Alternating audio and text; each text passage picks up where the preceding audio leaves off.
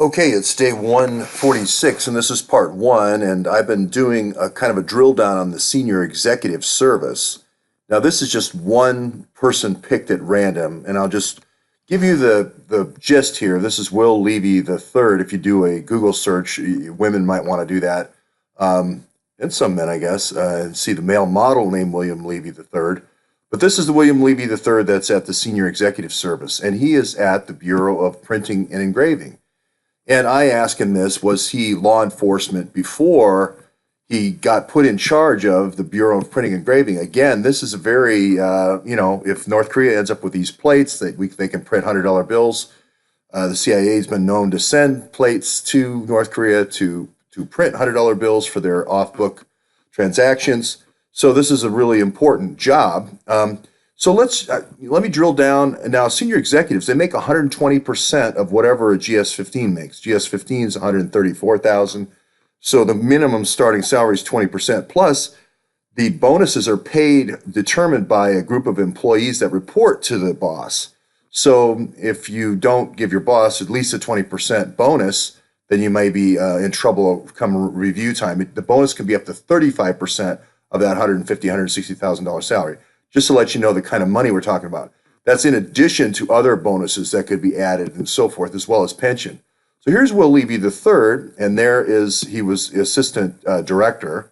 It's a fairly high-level position. But before that, he was the CIO. Now, I've sold stuff in the IT business a long time. The CIO is a very high-level position with a lot of technical expertise needed. You need to roll out networks, servers, etc. It's very technical in terms of attacks that could come here. Again, you don't want the images of Bureau and printing and engraving going out, etc. And so before that, he was chief of security. Okay, he had 5 years, so probably some electronic security and so forth. But again, you drill down and see where these guys' formative years were spent at the Navy Yard. 3 years of security at the Navy Yard as for public safety, and then police chief in China Lake for 10 years. Now, I'm all for midlife career changes and so forth, but it just seems like if you look at China Lake, I mean, China Lake's in the middle of the Mojave Desert, in the middle of nowhere. The only thing out in China Lake is the Navy is out there in China Lake. Here's Bakersfield, not even for orientation. There's Las Vegas, and this is the middle of the Mojave Desert, literally nothing out there.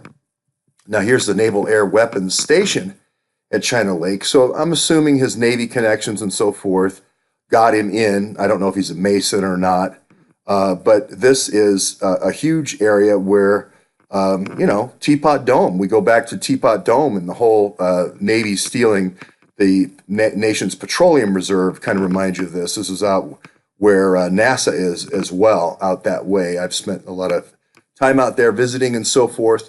A big drug problem out there, by the way, as I think he would even agree. So it's tough law enforcement. But again, this experience level, you're bringing in people who maybe worked at the Bureau of Printing and Engraving all the way down in the ink level, working themselves all the way up, right? And you would think that would be somebody within the department, somebody who'd come in maybe through the IT department, who had actually installed the servers, installed the database servers, installed networks, someone who had been in through the procurement process, was familiar with all those different types of things, rather than just a police chief out in the middle of the Mojave Desert.